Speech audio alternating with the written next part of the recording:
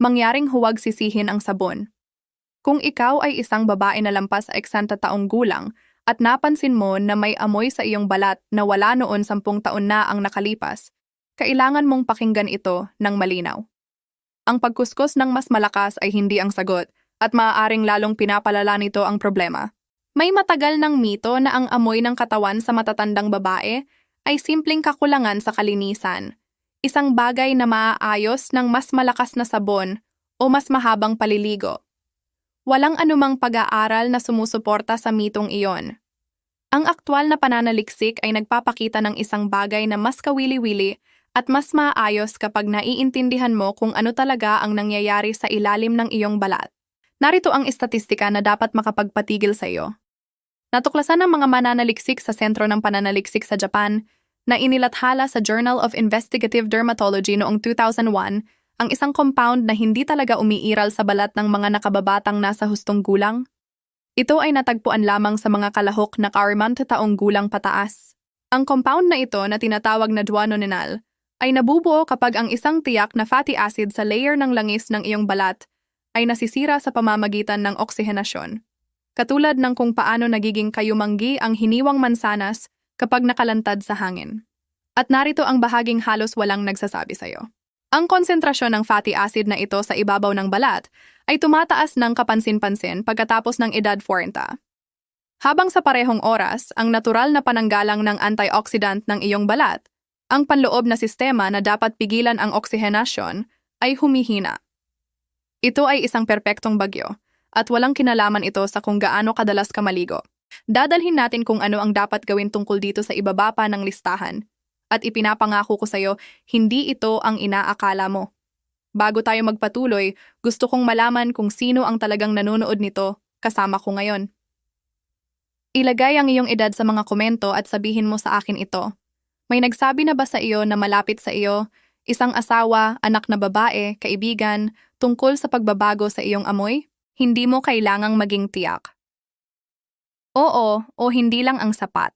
Binabasa ko ang bawat komento sa mga bidyong ito at sa totoo, ang mga kwento na ibinabahagi ninyo ay nagtuturo sa akin ng kasing dami ng mga journal. Kaya, huwag mahihiya. Ngayon, ang pamagat ng bidyong ito ay tumatawag sa 8 bagay na ito bilang mga gawi sa banyo. At gusto kong maging tapat sa iyo tungkol sa ibig sabihin nito. Hindi ito mga depekto sa karakter. Hindi ito mga palatandaan na hinayaan mo ng mababa ang sarili mo. Bawat isa sa listahang ito ay isang bagay na ginagawa ng milyon-milyong babae araw-araw nang walang iniisip dahil walang nagpaliwanag sa biology sa likod nito.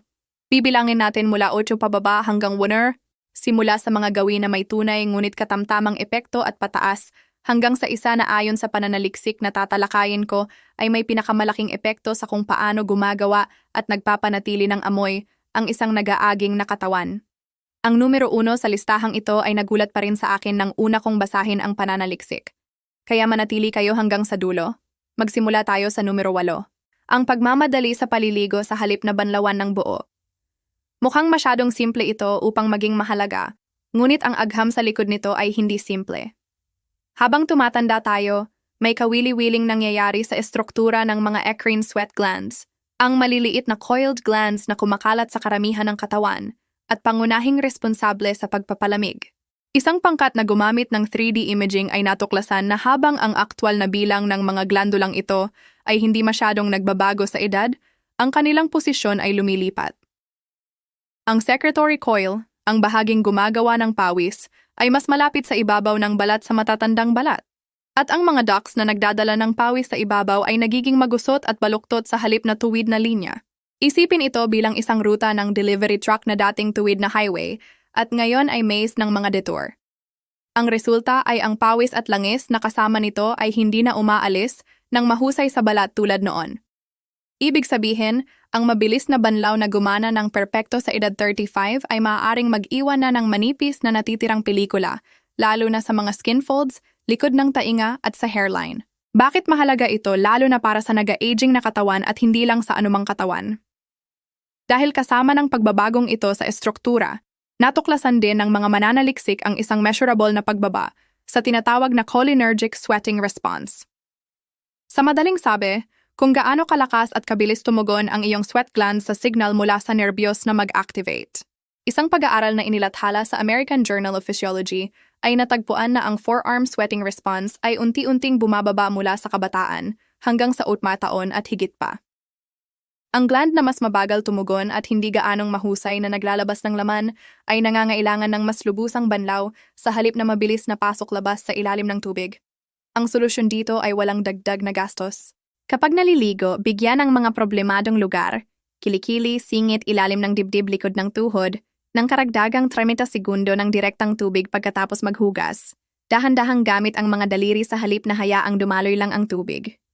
Ang maligamgam na tubig ay mas mabuti kaysa mainit na scalding dahil ang init ay maaaring mag-trigger ng mas maraming langis habang sinusubukan mong alisin ito.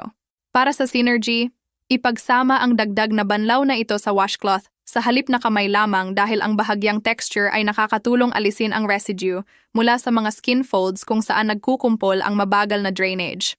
Numero 7. Paggamit ng parehong bar ng sabon o shower gel sa loob ng mga dekada nang hindi muling sinusuri ang pH nito. Narito ang isang numero na tunay na nagbabago sa usapan. Isang kontroladong pag-aaral sa mga babae na may average na edad na 67.3 na inilathala sa Journal Cosmetics ay nagtest ng acidic pH 4.0 emulsion laban sa karaniwang pangangalaga at natagpuan ang makabuluhang pagbaba sa amoy ng katawan sa treatment group. Ang dahilan kung bakit ito gumana ay bumabalik sa naunang pananaliksik ni Schremmel at mga kasamahan na nagpakita na ang pagtanda mismo ay nagiging sanhi ng pagtaas ng pH ng balat na nagiging hindi gaanong acidic kaysa noon. Mahalaga ito ng husto dahil ang natural na acidity ng balat, na tinatawag na acid mantle, ay gumagana bilang bouncer sa pinto ng club. Pinipigilan ang mga bakterya na gumagawa ng amoy na lumaki habang pinapayagan ang mabuting mababang amoy na bakterya na umunlad. Karamihan sa karaniwang bar soaps ay nasa pH 9 hanggang 10, na lubhang alkaline. Kung ang baseline pH ng iyong balat ay lumilipat pataas sa edad, ang pang-araw-araw na paghuhugas ng alkaline soap ay binubuksan ng maluwag ang pinto para sa eksaktong bakterya na ayaw mo. Isang UK cohort study na sumusuri sa skin microbiome sa iba't ibang edad ay natagpuan ang isang tiyak na pagbabago na dapat malaman. Ang Staphylococcus hominis ay nagiging mas sagana sa matatandang balat kumpara sa ibang species na tinatawag na Staphylococcus capitis na nangingibabaw sa nakababatang balat. Ang S. hominis ay mahalaga dahil ito ay gumagawa ng enzyme na nagko-convert ng natural na walang amoy na compounds mula sa sweat glands tungo sa thioalcohols, ang aktwal na volatile molecules na responsable sa matalim na amoy ng sibuyas sa kilikili. Ang mas alkaline na kapaligiran ay nagbibigay ng competitive advantage sa species na ito laban sa mga hindi gumagawa ng amoy. Para sa matatandang balat particular ito ay doble ang kahalagahan dahil ang skin barrier mismo ang pinakababaw na layer na naglalak ng moisture at pinapanatili ang panloob na kapaligiran, ay nagiging mas manipis at hindi gaanong matibay sa edad. Ibig sabihin ang mga external na produkto ay may mas malakas at pangmatagalang impluensya sa mga naninirahan sa balat kaysa noon ng mas makapal at self-correcting ang barrier. Ang praktikal na solusyon ay simple. Hanapin ang cleanser na malinaw na may label na pH balanced o bahagyang acidic. Karaniwan sa 4 and 5 hanggang 5.5 range at gamitin ito isang beses araw-araw sa halip na maraming beses dahil ang sobrang paghuhugas ay nag-aalis ng mga langis na kailangan ng balat upang mapanatili ang acidic mantle. Para sa synergy, sundan ng walang pabango na moisturizer sa loob ng 3 minuto pagkatapos lumabas sa paliligo habang basa pa ang balat. Dahil ang moisturizer na inilalagay sa basa na balat ay nakakatulong i-lock ang mas mababang pH na kapaligiran. Numero 6. Pagpapahintulot na maupo ng nakatupi o nakasabit ang mga basa na tuwalya sa saradong humid na banyo. Ito ay tungkol sa kapaligiran na nilalampasan ng karamihan 20 beses sa isang araw. Isang 2021 review na inilathala sa Applied and Environmental Microbiology sa Laundry Hygiene ay nagpakilala na ang washing machines at basa na tela ay pangunahing pinagmumulan ng microbes na nagdudulot ng masamang amoy. Particular na binanggit ang bacterial species na Mycobacterium osloense na nakakaligtas sa ordinaryong paglalaba at gumagawa ng compound na 4-methyl-3-hexanoic acid. Ito ay isang klasikong musty smell compound at ang pananaliksik ay nabanggit na ang organismo ay may mataas na tolerance sa desiccation. Ibig sabihin nakakaligtas ito sa pagkatuyo ng mas mabuti kaysa karamihan sa bakterya, kaya kahit mukhang tuyo ang tuwalya ay maaari pa ring reservoir. Narito kung bakit ito mas malakas na tumatama sa mga gawin ng matatandang babae kaysa sa nakababatang sambahayan. Habang nagbabago ang mobility at grip strength sa edad, madalas na nauugnay sa normal na pagkawala ng muscle mass na tinatawag na sarcopenia, ang simpleng pagpisil, pagbubukas ng buo at pagsabit ng tuwalya upang matuyo ng flat sa halip na nakausot sa kawit ay nagiging mas maliit at hindi prioridad na gawain. Ang tuwalya na hindi ganap na natutuyo sa pagitan ng paggamit ay nagiging basa na ibabaw na direktang inilalagay sa balat na may mas manipis at permeable na barrier. Anuman ang naninirahan sa tuwalya ay may direktang pagkakataon na lumipat sa balat na mas hindi handang labanan ito. Ang solusyon ay tungkol sa daloy ng hangin, hindi dagdag na paglalaba. Isabit ng buong bukas ang mga tuwalya sa bar, hindi sa kawit, na may sapat na espasyo upang makagalaw ang hangin sa magkabilang gilid. At kung walang bintana o fan ang banyo mo, isaalang-alang ang pagbukas ng pinto ng 20 minuto pagkatapos maligo. Hugasan ang mga tuwalya tuwing 3 hanggang 4 na gamit sa mainit na tubig dahil ang mas malamig na hugas ay hindi mapagkakatiwalaang nag-aalis ng desiccation-resistant bacteria na nabanggit. Para sa Synergy, magdagdag ng kalahating tasa ng puting suka sa wash cycle tuwing ilang linggo na nakakatulong masira ang biofilm na ginagamit ng mga bakterya na kumapit sa fibers ng tuwalya. Ngayon, bago tayo dumiretso sa numero 4 hanggang 1, kung saan nagiging tunay na nakakagulat ang mga bagay, gusto kong humingi ng mabilis na pabor. Kung tinutulungan ka nitong makita ng iba ang iyong routine, pindutin ang subscribe button at ilike ang bidyong ito. Tunay na nakakatulong ito sa channel na maabot ang mas maraming tao na nangangailangan ng eksaktong impormasyong ito at walang halaga ito sa iyo kundi 1 segundo. Okay, magpatuloy tayo. Numero 5, ang hindi pagpansin sa nangyayari sa iyong anit at pagtrato lamang sa katawan. Madaling isipin na ang amoy ng katawan ay nangyayari mula sa leeg pababa. Ngunit ang anit ay may sariling siksik na network ng oil glands at ang pagtanda ay nagbabago rin kung paano kumikilos ang mga glandulang iyon.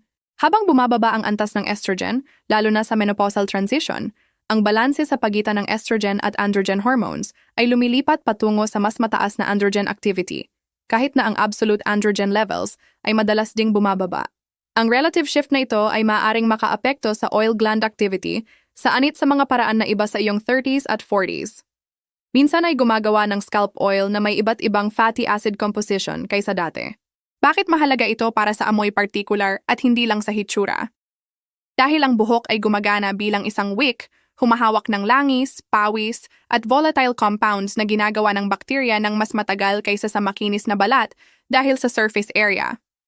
Kung naghuhugas ka ng buhok sa parehong schedule na ginagawa mo 20 taon na ang nakalipas, ngunit ang komposisyon at rate ng produksyon ng langis ay nagbago dahil sa hormonal changes, ang schedule na iyon ay maaaring hindi na tumugma sa aktwal na ginagawa ng iyong anit. Ang solusyon ay hindi kinakailangang maghugas ng mas madalas dahil ang sobrang paghuhugas ay maaaring mag-alis sa anit at mag-trigger ng rebound sa oil production. Sa halip, bigyang pansin ang 48 hanggang 72 oras na window at pansinin kung makakapansin ka ng amoy sa dulo nito. Pagkatapos, i-adjust ang iyong washing frequency upang tumama bago ang puntong iyon sa halip na manatili sa isang numero na gumana sa ibang dekada ng iyong buhay. Para sa Synergy, isang paminsan-minsang clarifying shampoo na ginagamit tuwing 2 hanggang 3 linggo sa halip na araw-araw ay nakakatulong alisin ang build-up na iniiwan ng regular na shampoo sa buhok na humahawak ng mas maraming langis kaysa dati. Numero 4, ang pag-inom ng mas kaunting tubig nang hindi napapansin. Mukhang walang kaugnayan ito sa amoy, ngunit ang koneksyon ay dumadaan sa iyong sweat glands.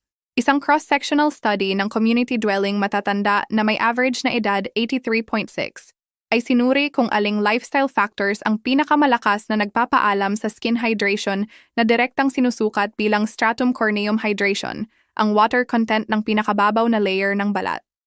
Ang 2 factors na nagpakita ng statistically significant association ay ang pang-araw-araw na paggamit ng moisturizer at ang pangkalahatang antas ng ehersisyo.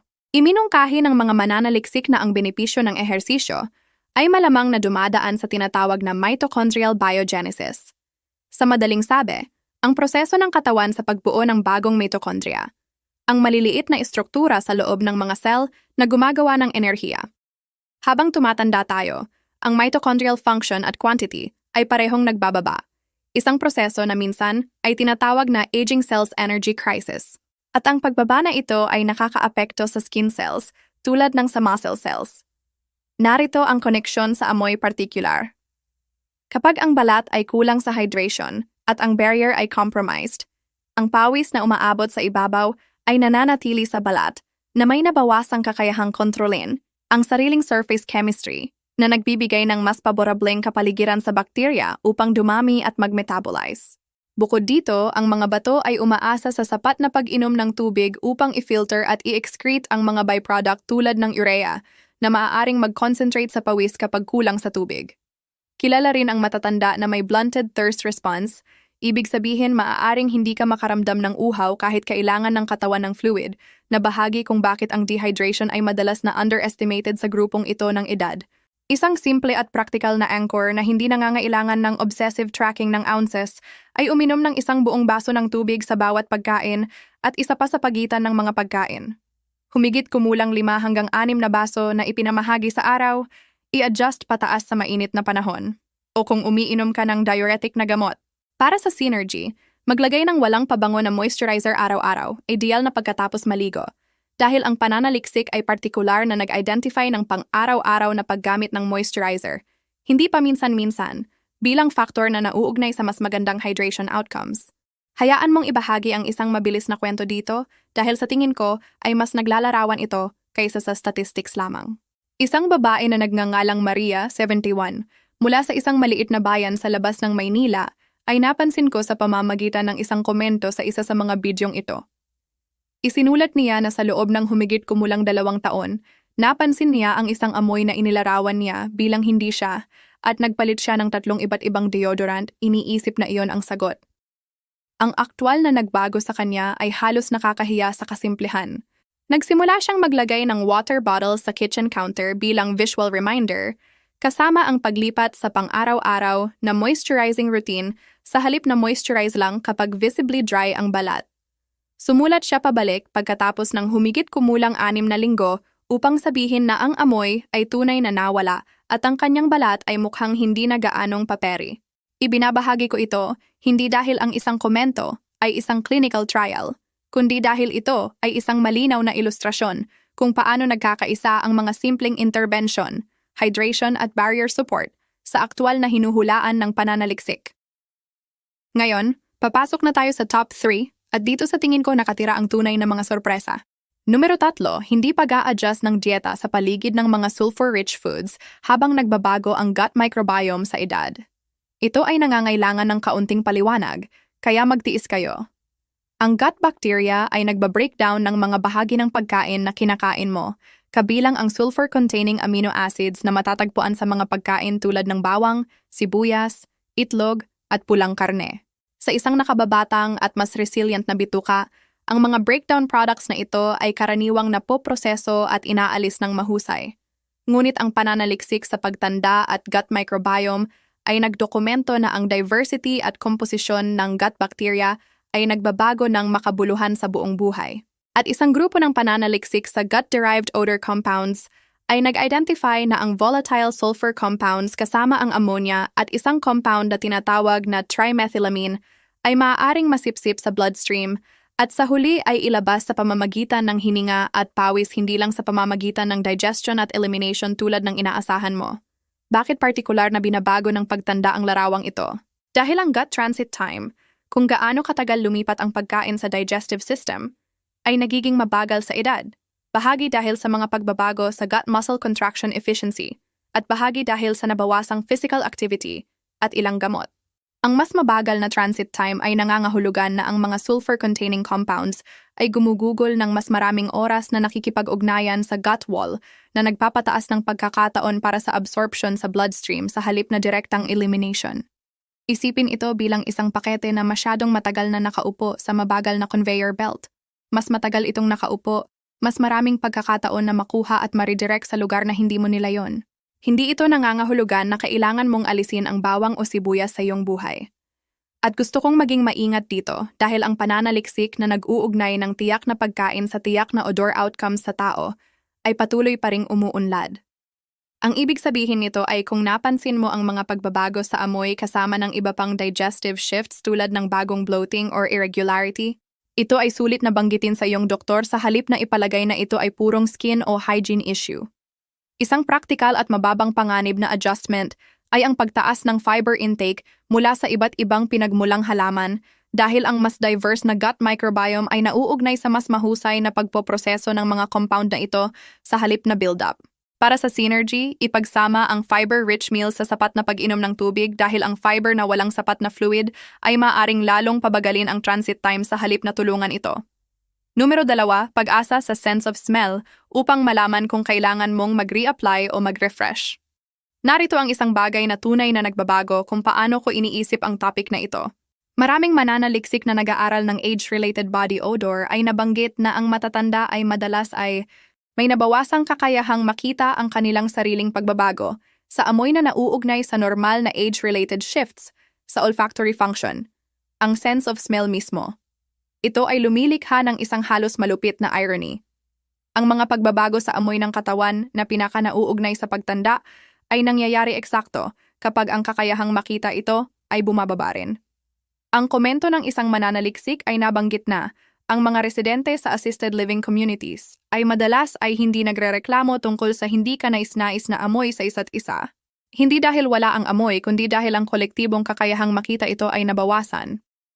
Ito ang dahilan kung bakit sa tingin ko ang framing ng buong topic na ito, ang matatandang babae ay mabaho, ay tunay na hindi patas kapag inilagay bilang character judgment dahil ito ay naglalarawan ng isang sensory blind spot na may tunay na physiological basis, hindi pagkabigo sa pagsisikap o pag-aalaga.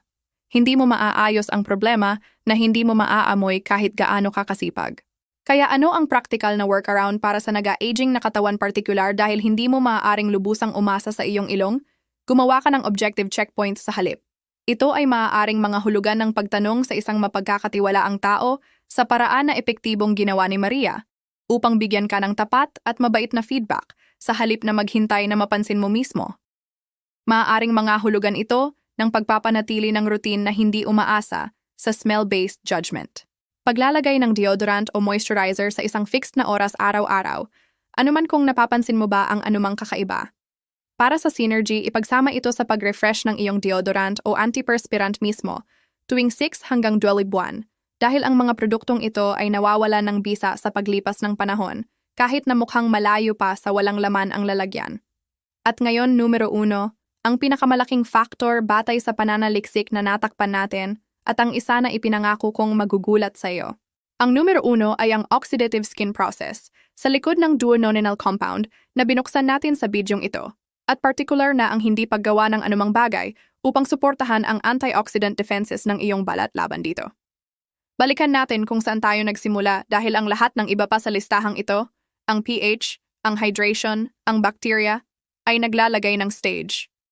Ngunit ito ang mekanismo na pinakadirektang nauugnay sa tiyak na aging-related odor mismo, na naiiba sa ordinaryong pawis at bacteria body odor na nakakaapekto sa sinuman sa anumang edad. Tandaan na ang pananaliksik sa Japan ay natagpuan ang compound na ito ng eksklusibo sa mga kalahok na 40 at pataas na nabubuo kapag ang isang omega-7 fatty acid na tinatawag na palmitoleic acid na tumataas sa ibabaw ng balat sa edad ay nakalantad sa oxygen at nasisira. Ang byproduct ay inilarawan sa maraming papeles bilang may distinctly greasy, grassy quality na naiiba sa mas matalim at acrid na amoy ng bacterial sweat odor. Narito ang bahaging dapat bigyan ng pinakamaraming pansin dahil sinasabi nito sa iyo na hindi ito simpleng cosmetic. Isang follow-up study gamit ang cultured human skin cells ay natagpuan na kapag ang parehong compound ay ipinakilala sa eksperimento, ito ay nagbawas ng cell viability at nag-promote ng programmed cell death. At sa isang 3D skin model, ito ay measurable na nagpapayat sa epidermis at nagbawas sa bilang ng aktibong naghahati-hati na cells. Sa simpleng salita, ang parehong compound na responsable sa aging-related odor na ito ay lumilitaw sa laboratory conditions na aktibong nakakatulong sa skin thinning mismo, isang hallmark ng aging skin sa pangkalahatan. Hindi ito patunay na ang compound ang pangunahing driver ng skin aging, ngunit malakas itong nagmumungkahi na ang amoy at ang visible aging ng balat ay maaaring magbahagi ng underlying biochemical thread, parehong konektado sa declining antioxidant defense at ongoing oxidative stress sa skin cells. Bakit ito tumatama sa naga-aging na katawan sa paraang hindi ito tumatama sa nakababatang isa? Dahil ang youthful skin ay nagpapanatili ng matibay na internal antioxidant system, enzymes, at maliliit na molecules na nag-neutralize ng reactive byproducts ng normal na metabolismo bago ito makagawa ng pinsala. Katulad ng kung paano ang isang malinis na burning engine ay gumagawa ng mas kaunting nakakapinsalang exhaust byproducts kaysa sa isang mahinang tumatakbo. Habang ang internal antioxidant capacity na iyon ay bumababa sa edad, ang omega-7 fatty acid ay naiiwan na nakalantad at walang proteksyon laban sa oksihenasyon sa mas mahabang panahon. Ang kemikal na katumbas ng isang engine na nagiging mas marumi sa bawat lumilipas na taon, anuman kung gaano kadalas linisin sa labas ang sasakyan. Ang praktikal na implikasyon ay nahahati sa dalawang bahagi at pareho ay mahalaga. Una, topical. Ang mga research group na nag-aaral ng compound na ito ay nag-explore ng fragrance at topical antioxidant strategies na naglalayong in-neutralize ito ng direktang sa ibabaw ng balat at plant-derived polyphenols. Ang natural na antioxidants na matatagpuan sa mga bagay tulad ng green tea ay nagpakita ng kakayahan sa laboratory studies na scavenge ang tiyak na compound na ito. Pangalawa, internal. Dahil ito ay fundamental na isang oxidation problem, ang dietary patterns na mayaman sa makulay na prutas at gulay ay maaaring magbigay ng suporta. Bagaman gusto kong maging tapat na ang malalaking supplement trials na particular na nagtatarget ng vitamin E para sa body odor outcomes, ay nagpakita ng mixed hanggang disappointing results. Kaya hindi ito kaso kung saan ang simpleng pag-inom ng pill ay isang proven fix. Ang pinaka-evidence-backed na diskarte ngayon ay isang pang-araw-araw na moisturizer na naglalaman ng antioxidant ingredients na inilalagay ng consistent kasama ng lahat ng iba pa sa listahang ito. Para sa synergy, ito ay direktang bumabalik sa item 4, hydration, dahil ang well-hydrated na balat na may intact na barrier ay humahawak ng mas matagal sa topical antioxidants at nagpapahintulot sa kanila na gumana ng mas epektibo. Gusto kong sabihin sa iyo tungkol sa isa pang babae bago tayo tapusin dahil ang kanyang kwento ay sumasakop kung bakit mahalaga ang listahang ito lampas sa agham mismo. Si Dolores, 76, mula sa isang suburb sa labas ng Cebu, ay sumulat na naglalarawan ng isang sandali na marami sa inyo ay makikilala. Ang kanyang apo na babae, nang walang anumang kasamaan, ay nagtanong kung bakit ang yakap ni Lola ay may ibang amoy kaysa dati. Sinabi ni Dolores na hindi ito nagalit sa kanya, ngunit nanatili ito sa kanya sa loob ng mga linggo. Ang tahimik na pag-aalala na may nagbago sa paraang hindi niya makontrol. Pagkatapos magtrabaho sa ilang bagay na tinakpan natin ngayon, ang pH-balanced cleanser, consistent moisturizing, pagbibigay ng mas malapit na pansin sa hydration, isinulat niya na sa loob ng humigit kumulang 2 buwan, ang mga yakap ay naramdaman na muli tulad ng dati, at gayon din ang kanyang sariling kumpiyansa sa pagpasok sa isang silid. Iyon talaga ang kabuuan nito. Hindi ito tungkol sa vanity, at hindi ito tungkol sa pagtatago kung sino ka habang tumatanda. Ito ay tungkol sa pag-unawa na ang iyong katawan sa 70 ay tumatakbo sa tunay na iba't ibang biochemistry kaysa sa 40 sa walang kasalanan mo. At ang pag-unawa sa biochemistry na iyon ay nagbibigay sa iyo ng tunay na evidence-based na mga tool upang maging kumpiyansa at tulad ng iyong sarili sa bawat silid na pinapasukan mo, bawat yakap na ibinibigay mo, at bawat taon sa hinaharap mo. Hindi kailanman huli upang mas maunawaan ang iyong sariling katawan ng mas mabuti, at bawat isa sa listahang ito ay isang bagay na maaari mong simulan ngayon. Kung tinulungan ka ng bidyong ito na makita ng bagong liwanag ang iyong sariling routine, mangyaring mag-subscribe upang hindi mo makaligtaan ang susunod at mag-iwan ng komento na ipaalam sa akin kung alin sa 8 ito ang pinaka-nagulat sa iyo. Binabasa ko ang bawat komento at tunay na nasisiyahan akong makarinig mula sa inyo. Lahat ng mga pag-aaral na binanggit ngayon ay nakalink sa description sa ibaba. Kita-kita tayo sa susunod.